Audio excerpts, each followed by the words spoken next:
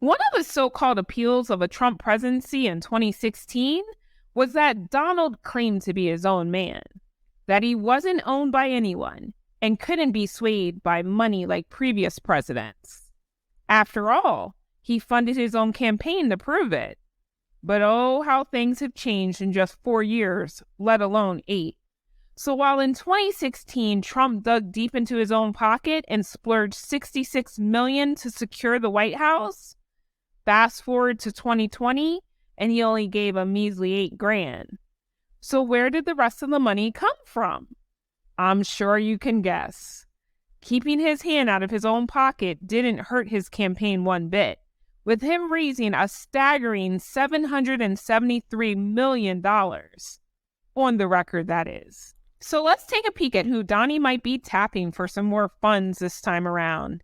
In 2020, there were 5 mega billionaire donors who the Trump White House owed their win to, and best believe the Donald won't be shy about asking again. Number 1, Sheldon Adelson. Let's kick off this list with someone who won't be receiving a direct phone call from Trump, but whose fortune will be tapped into nonetheless. We're talking about the billionaire casino magnate who passed away in 2021 at the ripe old age of 87. And the former CEO of Las Vegas Sands Corporation wasn't just a favorite of Trump, but known to the entire RNC as well. Before his departure to the great high-stakes game in the sky, he generously forked over a cool $75 million to a pro-Trump super PAC called Preserve America. And he didn't stop there. He showered Republican candidates with a jaw-dropping $424 million. No wonder GOP leader Kevin McCarthy paid his respects by bragging that the legacy he leaves behind will last many lifetimes. Well, with that kind of money, I'm sure it will. You see, this casino tycoon's unwavering support for Trump and the GOP was primarily driven by one thing: Israel. But let's not forget about the rewards that followed his and his wife's hefty donations. Miriam, his better half, was bestowed with the prestigious Presidential Medal of Freedom. So with the couple's donations accounting for a quarter of all RNC spending on Trump's campaign, well, let's just say I'm sure she's already been given a phone call. Number 2, Timothy Mellon. Mr. Mellon is a dedicated supporter of Donald Trump, since they're united by their shared affection for, well, wait for it, the border wall. This billionaire heir to the Mellon banking fortune didn't hold back either, generously bestowing a measly $10 million to a Trump super PAC, aptly named America First Action. But that's not where his financial patriotism ends. Oh no, he regularly sprinkles his wealth onto the RNC, even extending a helping hand to Texas Governor Greg Abbott, who happens to be a fellow believer in the importance of border protection. Now, this is where things get interesting. Despite lacking any close ties to the state, our determined philanthropists decided to channel even more donations toward the Texas border wall funds. Talk about dedication. Clearly, his staunch stance on immigration knows no geographical boundaries. So considering he's a man on a mission, I don't see his support wavering. Who needs personal connections when your well-paid views on immigration speak volumes? Number 3, Bernard Marcus. Let's talk about Marcus, the co-founder of Home Depot, who generously pumped $7 million into a pro-Trump super PAC. Now, what exactly Marcus expected in return from his money remains a delightful mystery. Rumor has it that Trump wasn't even his first pick back in 2016. But hey, he opened his wallet anyway. And guess what? He did it again in 2020. So although Marcus is no longer officially associated with Home Depot, his hefty donation did manage to ruffle a few feathers. Backlash and boycotts added to the controversy of his generosity. But you might still be wondering what drove his support to Trump.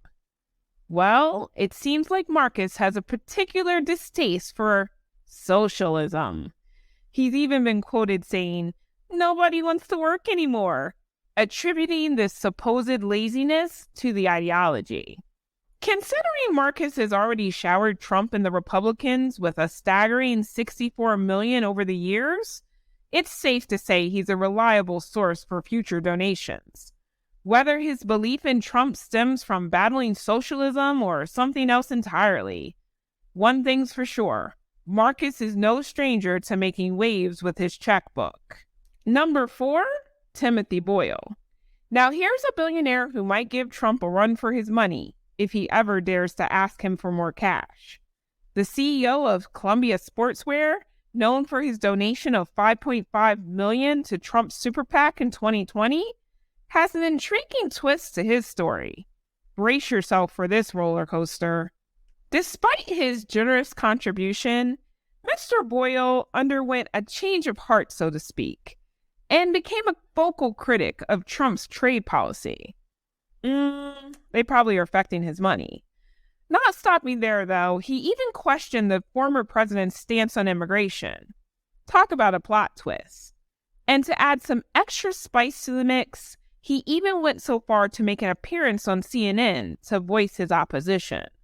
But with such curious timing between his statements and donations, one can only wonder what he'll do in the upcoming election.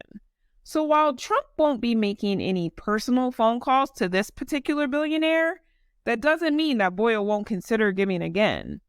After all, surprises seem to be his specialty. Number 5, Stephen Ross. Here's a character worth mentioning. The guy's a real estate developer, investor in SoulCycle, and a co-owner of the Miami Dolphins. In 2020, he made quite the splash by donating a cool $3 million, which certainly didn't slip under the radar. Just like our friend Marcus, he had to face boycotts for his support. But here's the difference. This guy has an unshakable 40-year-old friendship with Trump. So while he publicly claims to strongly disagree with Donald on a number of issues, let's be real here, folks. It's safe to assume that he won't just be fundraising for Trump in 2024, but will likely dip into his own pockets.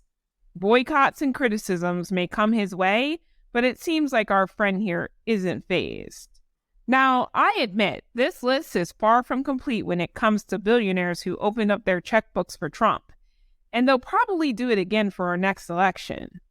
We all know that if someone handed us that kind of money, well, we'd be expecting a favor or two.